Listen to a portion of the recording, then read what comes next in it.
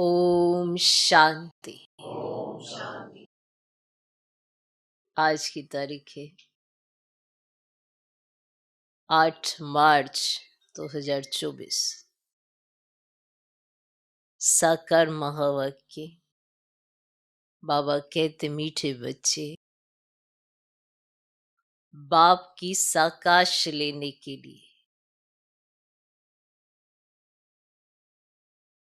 बाप की साकाश लेने के लिए खुशबूदार फूल बनो। बाप की साकाश लेने के लिए खुशबूदार फूल बनो। सवेरे सवेरे उठकर याद में बैठ प्यार से बाबा से मीठी मीठी बातें करो। सवेरे सवेरे उठकर याद में बैठ प्यार से बाबा से मीठी मीठी बातें करो। बाबा कहते मीठे बच्चे, बाप की साकाश लेने के लिए खुशबूदार फूल बनो। सवेरे सवेरे उठकर याद में बैठ प्यार से बाबा से मीठी मीठी बातें करो। प्यार से याद में बैठकर बाबा से मीठी मीठी बातें करो। कैसी बातें? मीठी मीठी बातें। आती ना करनी मीठी मीठी बातें। आज का प्रश्न, बाप को सब बच्चे नंबरवार याद करते हैं, लेकिन बाप किन बच्चों को याद करते हैं? बाप को सब बच्चे नंबरवार याद करते हैं, लेकिन बाप किन बच्चों को याद करते हैं? सब बच्चे याद करते हैं बाबा को, तो बाबा किन बच्चों को याद करते हैं? उत्तर, जो बच्चे बहुत मीठे हैं, जो बच्चे बहुत मीठे हैं, जिन्हें सर्विस के बिना और कुछ सूझता ही नहीं। जो बच्चे बहुत मीठे हैं,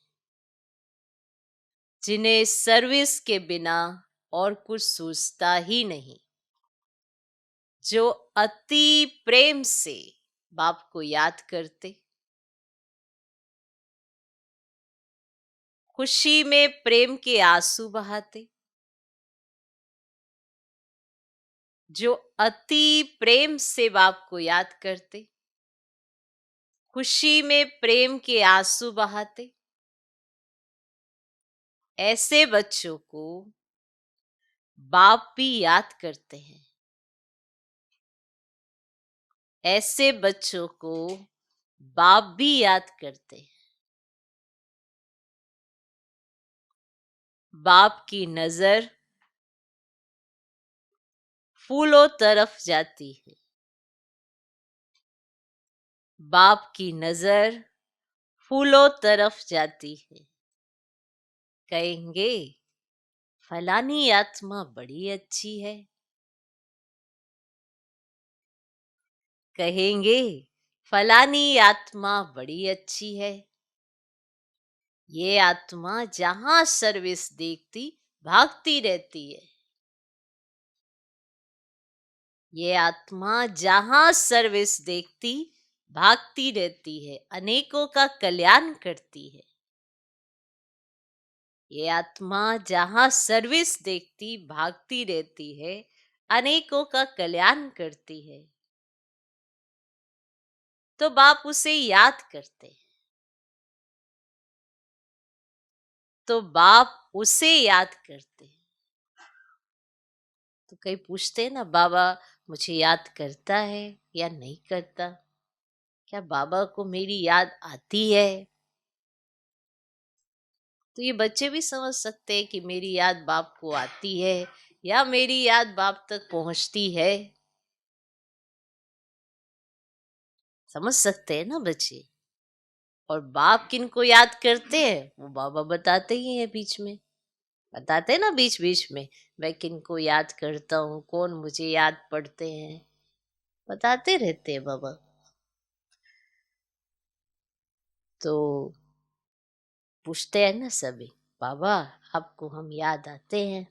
तो आज बता ही देते हैं कि बाबा को कौन याद आते हैं, बाबा को कौन याद पड़ते हैं, से कौन से बच्चे हैं। तो बाप को सब बच्चे नंबरवार याद करते हैं, लेकिन बाप किन बच्चों को याद करते हैं? उत्तर, जो बच्चे बहुत मीठे हैं, जिन्हें सर्विस के बिना और कुछ सूझता ही नहीं, जो अति प्रेम से बाप को याद करते, खुशी में प्रेम के आंसू बहाते, ऐसे बच्चों को बाप ही याद करते हैं। बाप की नजर फूलों तरफ जाती है, कहेंगे फलानी आत्मा बड़ी अच्छी है, ये आत्मा जहां सर्विस देखती भागती रहती है, अनेकों का कल्याण करती है, तो बाप उसे याद करते हैं। ओम शांति। बाप बैठकर सब आत्माओं को समझाते हैं। शरीर भी याद पड़ता तो आत्मा भी याद पड़ती है। शरीर बिगर आत्मा को नहीं याद किया जा सकता। समझा जाता है ये आत्मा अच्छी है, ये बाहरमुखी है, ये इस दुनिया का सैर आदि करना चाहती है, ये उस दुनिया को भूली हुई है ना। ऐसे आत्माओं को देखकर शरीर के साथ ये दुनिया का सैर करना चाहती है, ये दुनिया को भूली हुई है। तो पहले उनका नाम रूप सामने आता है ना, कि कौन सी आत्मा, तो उसका रूप तो आएगा ना सामने। फलाने की आत्मा को याद किया जाता है, फलाने की आत्मा अच्छी सर्विस करती है, इनका बुद्धि योग बाबा के साथ है, इनमें ये गुण है। पहले शरीर को याद करने से फिर आत्मा याद आती है। पहले शरीर याद आएगा, क्योंकि शरीर बड़ी चीज है ना। फिर आत्मा जो सूक्ष्म वो छोटी है वे याद आएगी। इन बड़े शरीर की कोई महिमा नहीं की जाती, महिमा आत्मा की ही की जाती है। इनकी आत्मा अच्छी सर्विस करती है, फलाने की आत्मा इनसे अच्छी है। पहले तो शरीर याद आता है, बाप को तो अनेक आत्माओं को याद करना पड़ता है। शरीर का नाम याद नहीं आता, सिर्फ रूप सामने आता है कि वो वाली आत्मा। ऐसे शरीर का नाम याद नहीं आता, ऐसे याद आता है, अच्छा वो वाली आत्मा। फलाने की आत्मा कहने से शरीर जरूर याद पड़ता है। जैसे समझते हो, इस दादा के शरीर में शिव बाबा आते हैं, जानते हैं इनके तन में बाबा है, शरीर जरूर याद पड़ेगा। पूछते हैं हम कैसे याद करें? शिव बाबा को ब्रह्मा तन में याद करे या परमधाम में याद करे? बहुतों का प्रश्न उठता है। बाबा कहते हैं याद तो आत्मा को ही करना है, परंतु तो शरीर भी जरूर याद पड़ता है। पहले शरीर फिर आत्मा। तो बाबा इनके शरीर में बैठा है तो जरूर शरीर याद आएगा।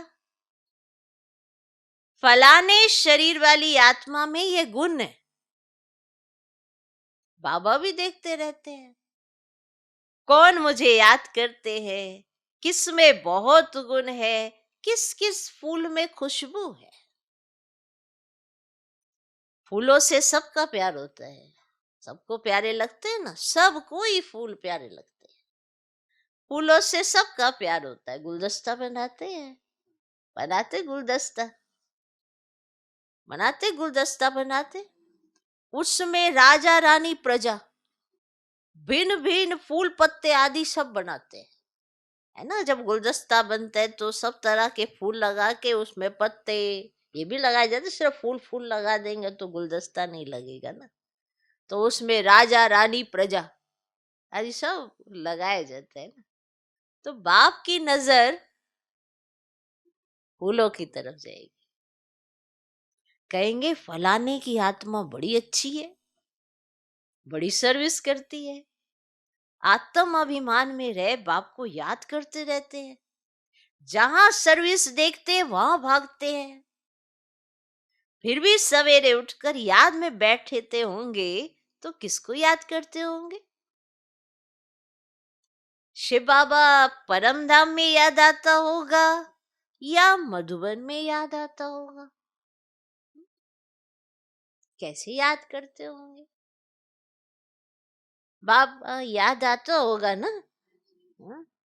मैंने कहा परम धाम में याद आता होगा, मधुबन में, फिर सोचा इन्हें बाबा याद आता होगा ना। इसमें शिव बाबा है क्योंकि बाप तो अभी नीचे आ गया, मुरली चलाने नीचे आए हैं। अब इनका अपने घर में तो कोई काम ही नहीं होगा, वहां जाकर क्या करेंगे? इस तन में ही प्रवेश करते हैं तो पहले जरूर शरीर याद आएगा, फिर आत्मा। देखो पाठ पक्का कराने के लिए कितना समझाता है बाबा। तो पहले शरीर याद आएगा, फिर आत्मा। फलाने शरीर में जो आत्मा है ये अनन्य अच्छी है, ऐसे याद आता है बाबा को। ये पूछते ना याद करता होगा बाबा हमको के नहीं है? नाम से नहीं याद करता, तुम्हारे रूप से याद करते हैं, है ना। पहले शरीर याद आता, फिर हाँ ये आत्मा बहुत अच्छी है, अनन्य आत्मा, अच्छी आत्मा है, इनको सर्विस बिगर कुछ सोचता ही नहीं है। तो ऐसे बाबा देखते हैं ना जो सर्विस में लगे रहते हैं, तो बाबा को याद तो पड़ते होंगे। इनको सर्विस बिगर कुछ सोचता ही नहीं है, बहुत मिठी है। बाबा बैठे रहते हैं, सबको देखते रहते हैं, फलानी बच्ची बहुत अच्छी है, बहुत याद करती है। बांधेली बच्चियों को विकार के लिए कितनी मार मिलती है, कितना प्रेम से याद करती होंगी। जब बहुत याद करती है तो खुशी के मारे प्रेम के आंसू भी आ जाते हैं, कभी कभी वे आंसू गिर भी पड़ते हैं। बाबा को और धंधा क्या है, माना बाबा जो बच्चियां ऐसा सोचते हैं ना कि बाबा हमको याद करता होगा कि नहीं करता होगा, तो बाबा की नजर उन पर है, बाबा उन्हें देखता है। तो बाबा कहते बाबा को और धंधा क्या है, सबको याद करते हैं। बहुत बच्चियां याद आती है, फलाने की आत्मा में दम नहीं है, बाप को याद नहीं करती, किसको सुख नहीं देती, ये अपना ही कल्याण नहीं करती। बाप तो यही जांच करते रहेंगे। याद करना माना साकाश देना, आत्मा का कनेक्शन परमात्मा के साथ रहता है ना। एक दिन आएगा जबकि बच्चे योग में बहुत रहेंगे, यह भी किसको याद करेंगे तो झट साक्षात्कार होगा। आत्मा तो है छोटी बिंदी, साक्षात्कार करे तो भी कोई समझ ना सके, फिर भी शरीर ही याद आता है। आत्मा है छोटी परंतु याद करती है तो उनकी आत्मा पावन बनती जाती है। और बगीचे में वैरायटी फूल होते हैं, बाबा भी देखते हैं ये बहुत अच्छा खुशबूदार फूल है, ये इतना नहीं तो पद भी कम होगा। बाबा के जो मददगार बनते हैं वही उच्च पद पाते हैं, वे भी जो बाप को याद करते रहते हैं। ब्राह्मण से ट्रांसफर हो देवता बनते हैं, ये वर्णन भी संगम पर ही कर सकते हैं कि यह दैवी फूल है या आसुरी फूल है? फूल तो सब है, परंतु वैरायटी बहुत है। बाबा भी याद करते रहते हैं। टीचर अपने स्टूडेंट को याद करेंगे ना, करेंगे ना। ये कम पढ़ते हैं, दिल में तो समझेंगे ना। ये बाप भी है, टीचर भी है। बाप तो है ही, टीचर पढ़े का जास्ती चलता है। टीचर को तो रोज पढ़ाना है। इस पढ़ाई की ताकत से वे पद पाते हैं। सुबह को तुम सब भाई बाप की याद में बैठते हो, बैठते हो तो वह सब्जेक्ट है ना याद की। फिर मुरली चलती है तो वह है पढ़ाई की सब्जेक्ट। मुख्य है ही योग और पढ़ाई। उनको ज्ञान और विज्ञान भी कहा जाता है। ये ज्ञान विज्ञान भवन है, जहां बाप आकर सिखलाते हैं। तो ज्ञान से सारी सृष्टि की नॉलेज मिल जाती है। विज्ञान माना तुम योग में रहते हो, जिससे तुम पावन बन जाते हो। तुमको अर्थ का पता है। बाप बच्चों को देखते रहते हैं। देही अभिमानी बनने से ही भूत निकलेंगे। ऐसे नहीं सबके भूत फट से निकल जाएंगे। हिसाब किताब जब चुकतू हो, फिर चलन अनुसार ही पद पाएंगे। क्लास ट्रांसफर होते हैं। इस दुनिया का ट्रांसफर नीचे हो रहा है और तुम्हारा ऊपर हो रहा है। दुनिया का ट्रांसफर नीचे हो रहा है और तुम्हारा ऊपर हो रहा है। कितना फर्क है। वे कलयुगी सीढ़ी नीचे उतरते जाते हैं और तुम पुरुषोत्तम संगम योगी सीढ़ी ऊपर चढ़ते जाते हो। दुनिया तो यही है, सिर्फ बुद्धि का काम है। तुम कहते हो हम संगम योगी हैं। पुरुषोत्तम बनाने लिए बाप को आना पड़ता है। तुम्हारे लिए अब पुरुषोत्तम संगम युग है। बाकी सब घोर अंधेरे में है। भक्ति को वे बहुत अच्छा समझते हैं, क्योंकि ज्ञान का उनको मालूम ही नहीं है। तुमको अभी ज्ञान मिला है, तब तुम समझते हो। ज्ञान की एक चुटकी से आधा कल्प के लिए हम चढ़ जाते हैं। ज्ञान की एक चुटकी से आधा कल्प के लिए हम चढ़ जाते हैं। फिर वहां ज्ञान की बात भी नहीं होगी। तो ये सब बातें महारथी बच्चे ही सुनकर धारण कर और सुनाते रहेंगे। बाकी तो यहां से निकले और खल्लास। कर्म अकर्म विकर्म का राज भी भगवान ही समझते हैं। यह है कल्प का संगम युग। जबकि पुरानी दुनिया खत्म हो, नई दुनिया स्थापन होनी। विनाश सामने खड़ा है। तुम संगम युग पर खड़े हो और मनुष्यों के लिए कलयुग चल रहा है। कितना घोर अंधेरा है ना ये सब बुद्धि से समझने की। माना वो कलयुग में और आप संगम युग पर, दुनिया एक ही है ना। वंडरफुल बात। कितना घोर अंधेरा, गिरते ही रहते हैं। कोई तो गिराने के निमित्त भी होगा, वह है रावण। इस सभा में वास्तव में कोई पतित बैठ न सके। कोई पतित बैठ नहीं सकता। पतित वायुमंडल को खराब करेंगे। अगर कोई छिप कर आकर बैठते हैं तो उनको चोट भी लगती है, एकदम गिर पड़ेंगे। ईश्वरीय सभा में कोई दैत्य आकर बैठते हैं तो झट पता पड़ेगा। पत्थर बुद्धि तो है ही, बाकी भी पत्थर बुद्धि हो जाएगा। 100 गुना दंड पड़ जाएगा, अपने को नुकसान पहुंचेगा। कहते हम देखेंगे, इनको पता पड़ता है कि ये देखने आता है। हम देखे तो इनको पता पड़ता है। हमको क्या पड़ी, जो करेगा सो पाएगा। बाबा को क्या पड़ी है कि ये पता लगाने के लिए कि तुमने क्या किया, तुम पतित हो नहीं हो, तुम पावन हो नहीं हो। हा? क्या पड़ी है? जो करेगा सो ही पाएगा ना, तो भुगतो।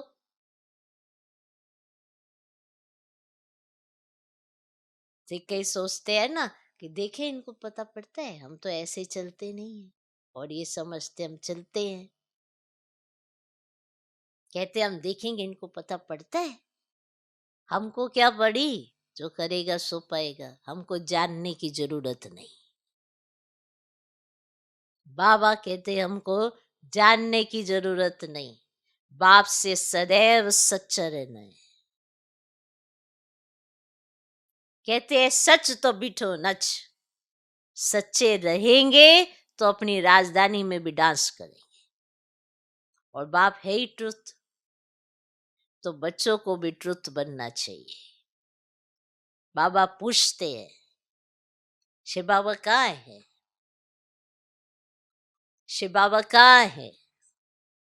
कहते हैं इसमें है। परम धाम छोड़कर दूर देश के रहने वाले आए देश पर आए, उनको तो अब बहुत सर्विस करनी है। बाप कहते मुझे रात दिन यहाँ सर्विस करनी पड़ती है।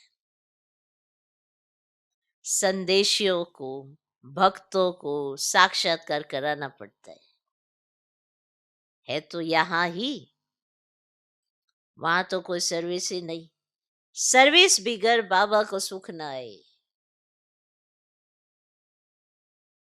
सारी दुनिया की सर्विस करनी है। सब पुकारते हैं बाबा आओ, कहते मैं इस रथ में आता हूं। उन्होंने फिर घोड़े गाड़ी बना दी है। अब घोड़े गाड़ी में श्री कृष्ण कैसे बैठेंगे? ऐसे भी नहीं कोई शौक होता है घोड़े गाड़ी पर बैठने का। देह अभिमानी और देही अभिमानी बनने की बातें संगम योग पर ही होती है, और सिवाय बाप के ये बातें और कोई समझा भी नहीं सकते। तुम भी अभी समझते हो, पहले नहीं जानते थे। क्या कोई गुरु ने सिखाया? गुरु तो बहुत किए, कोई ने भी नहीं सिखाया। बहुत लोग गुरु करते, समझते कोई से शांति का रास्ता मिल जाए। बाप कहते शांति का सागर तो एक बाप ही है, वे साथ ले जाते हैं। सुख धाम शांति धाम का किसको पता ही नहीं है। और कलयुग में है शूद्र वर्ण, पुरुषोत्तम संगम युग पर है ब्राह्मण वर्ण। इन वर्णों का भी तुम्हारे सिवाय कोई को पता नहीं है। और यहाँ तो सुनते हैं, बाहर निकलने से सब कुछ भूल जाते हैं, धारणा होती ही नहीं। तो बाप कहते कहाँ भी जाते हो बैच पड़ा हो, इसमें लज्जा की तो कोई बात ही नहीं है। अब ये तो बाबा ने बहुत कल्याण के लिए बनाया है, किसको भी समझा कर दो। कोई सेंसिबल होगा तो कहेगा इस पर आपका खर्चा हुआ होगा। बोलो खर्चा तो होता ही है, गरीबों के लिए फ्री है। कोई के पास पैसे है परंतु मनहूस है, पैसे है परंतु मनहूस है। इसने प्रैक्टिकल करके दिखाया, सब कुछ माताओं के हवाले कर दिया। तुम बैठ सब कुछ संभालो, क्योंकि अब तो ये ज्ञान मिला है कि पिछाड़ी में कुछ भी याद ना आए। तो अंतकाल जो स्त्री सिमरे, तो बड़ी बिल्डिंग आदि होंगी तो अवश्य याद पड़ेंगी, है ना। परंतु थोड़ा भी ज्ञान सुना तो प्रजा में जरूर आएंगे। तो पहला वारिस तो शिव बाबा है। भगवान वारिस तो भक्ति मार्ग में भी है। ईश्वर अर्थ देते हैं ना, क्या वे कंगाल है जो उनको देते हैं? समझते ईश्वर के नाम पर गरीबों को देंगे तो ईश्वर एवज में देंगे। दूसरे जन्म में मिलता तो है। कहते दे दान तो छूटे ग्रहण। तो बाप को सब कुछ दे दिया, शरीर, मित्र, संबंधी आदि सब कुछ बाबा को समर्पण कर दिया। शरीर भी, मित्र, संबंधी आदि सब कुछ बाबा को समर्पण कर दिया। यह सब कुछ आपका है। इस समय सारी दुनिया पर ग्रहण लगा हुआ है, तो वह कैसे एक सेकंड में छूटता है, काले से गोरे कैसे बनते, ये अब तुम ही जानते हो, फिर औरों को समझाते हो। जो कहते हैं हम अंदर में समझते हैं, परंतु किसको समझा नहीं सकते हैं, वह भी कोई काम के नहीं है। जिनको ज्ञान समझ तो आ गया है, पर वह किसको समझा नहीं सकते हैं, तो वह भी कोई काम के नहीं है। बाप कहते दे दान तो छूटे ग्रहण। हम तुमको अविनाशी रतन देते हैं, वे सबको देते जाओ। तो भारत पर व सारी दुनिया पर जो राहु का ग्रहण बैठा हुआ है, वे उतर जाए और बृहस्पति की दशा हो जाए। सबसे अच्छी होती है बृहस्पति की दशा। अब तुम जानते हो भारत खास और आम दुनिया पर राहु का ग्रहण लगा हुआ है, जानते हो वे कैसे छूटे? अब ये तो बाप है ना, बाप तुम्हारे से पुराना लेकर नया देते, इसको कहा जाता है बृहस्पति की दशा। मुक्ति धाम में जाने वालों के लिए बृहस्पति की दशा नहीं कहेंगे। अभी है तुम्हारे पर किसकी? बृहस्पति की दशा। अच्छा, मीठे मीठे सिकिलधे बच्चों प्रति माता पिता बाप दादा का याद प्यारू गुड मॉर्निंग। रूहानी बाप की रूहानी बच्चों को नमस्ते। हम रूहानी बच्चों की भी रूहानी बाप को नमस्ते नमस्ते नमस्ते। Good morning good morning good morning. धारणा के लिए मुख्य सार, पहला पॉइंट, सदा खुशी में डांस करने के लिए सच्चे बाप से सदा सच्चा रहना है, कुछ भी छिपाना नहीं है। सदा खुशी में डांस करने के लिए सच्चे बाप से सदा सच्चा रहना है, कुछ भी छिपाना नहीं है। दूसरा पॉइंट, बाप जो अविनाशी रतन देते हैं वे सबको बांटने हैं।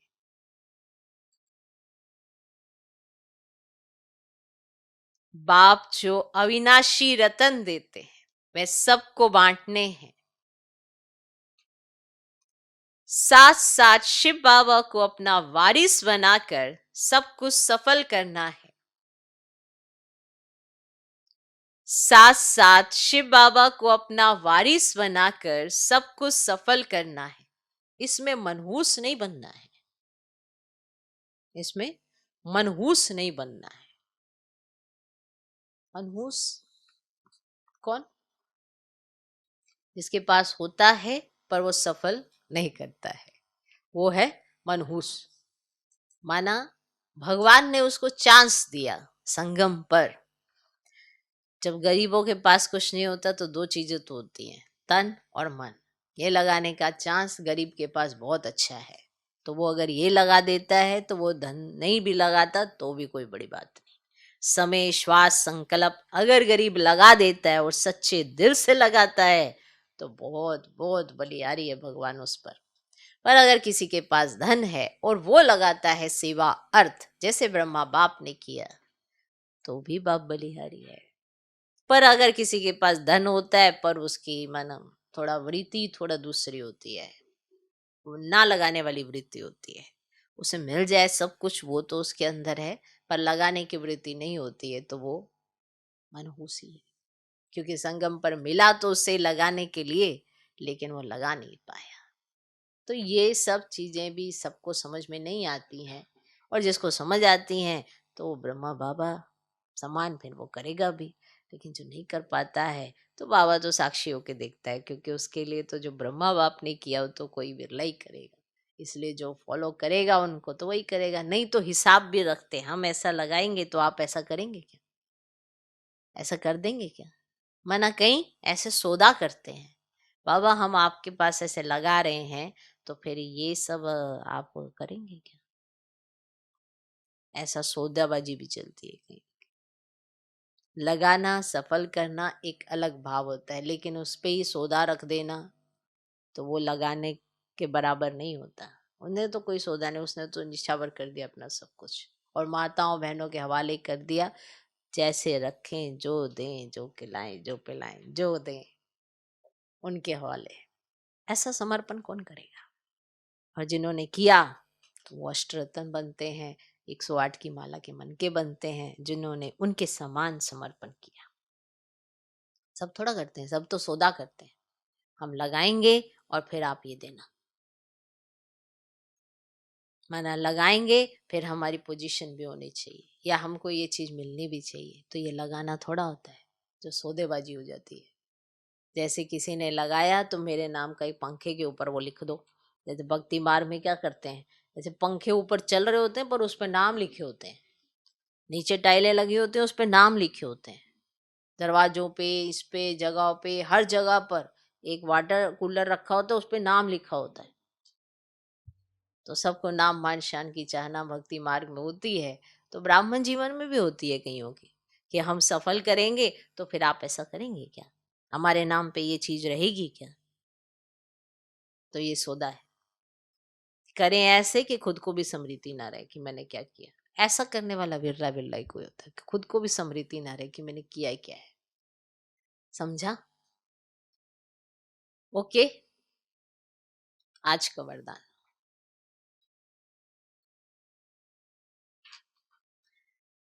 बिंदु और बूंद के महत्व को समझ। बिंदु और बूंद, बूंद, बूंद बूंद, बूंद समझ आई, बूंद बूंद, बिंदु और बूंद के महत्व को समझ अपनी श्रेष्ठ स्थिति बनाने वाले सिद्धि स्वरूप भव। बिंदु और बूंद के महत्व को समझ अपनी श्रेष्ठ स्थिति बनाने वाले सिद्धि स्वरूप भव। शिव परमात्मा की पूजा में एक बूंद, एक बिंदु की विशेषता है, दूसरी बूंद बूंद की विशेषता है। एक बिंदु और दूसरी बूंद बूंद की विशेषता है शिव परमात्मा की पूजा में। क्लियर? एक बिंदु और दूसरी बूंद बूंद की विशेषता है, दोनों का अपना महत्व है। आत्मा, परमात्मा और प्रकृति का यह खेल अर्थात ड्रामा, तीनों का ज्ञान प्रैक्टिकल लाइफ में बिंदु ही अनुभव होता है। आत्मा बिंदु, परमात्मा बिंदु और यह ड्रामा भी बिंदु। तो तीनों का ज्ञान प्रैक्टिकल लाइफ में बिंदु ही अनुभव होता है। और बूंद है शुद्ध संकल्पों की स्मृति, शुद्ध संकल्पों की स्मृति, जिससे मिलन की सिद्धि का अनुभव होता है, जिससे मिलन की सिद्धि का अनुभव होता है। रूरिहान में प्राप्तियों की शीतल बूंदें बाप पर डालते हो। रूरिहान में प्राप्तियों की शीतल बूंदें बाप पर डालते हो, इसी से ही श्रेष्ठ स्थिति बन जाती है। जब रूढ़ियान करते हैं तो आपको जो प्राप्तियां हुई हैं उसकी शीतल बूंदे बाप पर डालते हो, है ना? अच्छा अच्छा सोचते हो, कितना श्रेष्ठ श्रेष्ठ सोचते हो, मुझे ये प्राप्ति हुई है, मुझे ये प्राप्ति हुई है। तो प्राप्तियों की शीतल बूंदे बाप पर डालते हो, इसी से श्रेष्ठ स्थिति बन जाती है। इसी का यादगार भक्ति में भी चला आता है, बूंद बूंद। इसीलिए शिवलिंग के ऊपर बूंद बूंद पड़ती रहती है। इसी का यादगार भक्ति में भी चला आता है। जल तो चढ़ाते हैं लेकिन ऊपर से बूंद बूंद गिरती जाती है। तो भगवान से हमें, माना शिव पिता से हमें जो प्राप्तियां हुई हैं उसकी अगर हम स्मृति में रहते हैं तो ये बूंदें हम पाप पर डालते जाते हैं। शुक्रिया शुक्रिया शुक्रिया। कि आपने हमें कितना कुछ दिया। बारंबार दिल से जब ये निकलता है, सही मायने में निकलता है, ऐसे आर्टिफिशियल तरीके से नहीं कि हाँ बाबा आपका शुक्रिया, और अंदर से सोच रहे हैं अभी तो मेरे जीवन में दुख ही बड़ा है, तकलीफें ही बहुत हैं, इसको भी दूर कर दो, फिर करेंगे बाबा आपका शुक्रिया। ये ठीक कर दो, फिर शुक्रिया करेंगे। वो ठीक ही नहीं होता कभी। जो मिला है, जो प्राप्तियां हुई हैं, उसकी स्मृति ही नहीं है। तो जब स्मृति नहीं है तो फिर अवस्था कहाँ से बनेगी। स्मृति चाहिए कि जो मुझे मिला है। ओके, तो आज का स्लोगन, ज्यादा बोलने से दिमाग की एनर्जी कम हो जाती है। ज्यादा बोलने से दिमाग की एनर्जी कम हो जाती है, इसलिए शॉर्ट और स्वीट बोलो। ओम शांति।